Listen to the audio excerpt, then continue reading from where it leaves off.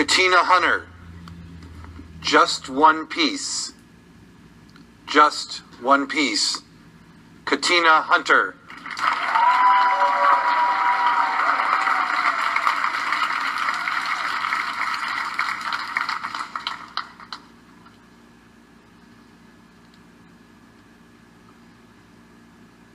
If you can correctly guess the entire scene of this puzzle based on just this one piece, I will walk off this stage right now. Oh, sorry. Is that better? Why are you so hesitant to guess, fellow Toastmasters? You do it every day with much higher stakes. I'm 10 years old, working on a puzzle of a field wildly overgrown with buttercups. After hours, I had just parts of the perimeter done. The next morning, I make a beeline to that dining room table to find all 500 pieces completely assembled. Dad? My dad can't stand the sight of an unfinished puzzle. And he will work for hours, not satisfied, until that picture is complete. This malevolent trait doesn't run through the family. I mean, take his father, for example. My grandfather wakes at 3 o'clock in the morning to prepare food for homeless men and women that he knows on a first-name basis. In the evenings, regardless of the temperature, my grandfather walks his neighborhood. Rosary beads working their way through the fingers of his right hand, and a dog leash attached to his elderly neighbor's dog in his left. Walking and praying. One day, as he is crossing a busy intersection, he is so deep in prayer that he doesn't see. I'm in the very first car just wanting to get his attention. Beep, beep. Beep, beep. Beep. Hello, Grandpa. Hello. At which point, my grandfather, my deeply religious, good deed-doing grandfather, probably right in the middle of a Hail Mary, purses his lips, raises his hand, and flips off the honking car.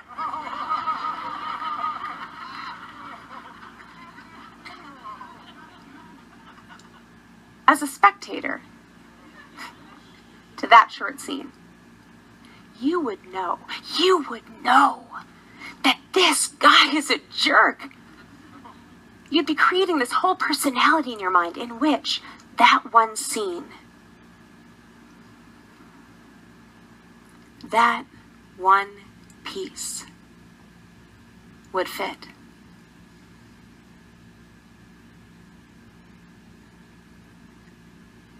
But you would be wrong. I myself have been known to be wrong on very rare occasion. I was recently helping to train and interview teenagers at a leadership event, and the kids are vying for the position of camp counselor. At the end of the very first night, this young woman approaches me. Can I wear jeans to the formal interview thing tomorrow? And I didn't bring a sleeping bag. Okay, I'm immediately perturbed because these kids and their parents have all received numerous reminders detailing exactly what to bring and exactly what to expect and exactly how to prepare. It's my job to teach these kids responsibility. And I found that sometimes the best lessons are learned not when I create consequences, but rather when I just let the natural consequences play out. I looked at my own bunk that I had dressed with a fitted sheet, comfortable sleeping bag, and fuzzy blanket.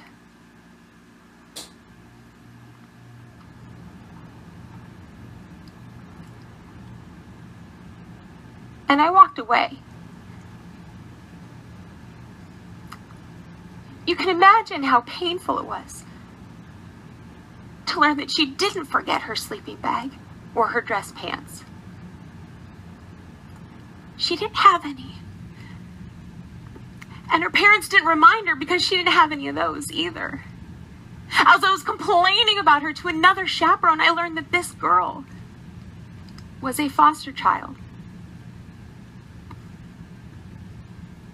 With that additional piece of information, this irresponsible teenager completely transforms in my mind. And when I interviewed her the next day, I found her to be completely kind and thoughtful and forgiving. She embodied all of the pieces that I myself had lacked. When I saw her name on the list of those who had been selected as a camp counselor, to say that I was ecstatic was a complete understatement. And it was at that very same moment that the image that came to mind was that of a field wildly overgrown with buttercups. We are called to pick up the pieces that are so often ignored.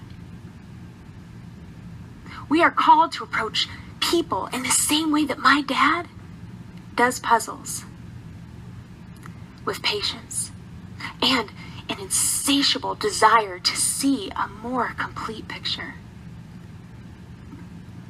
And that picture is never defined by just one piece. Mr. Contest Chair.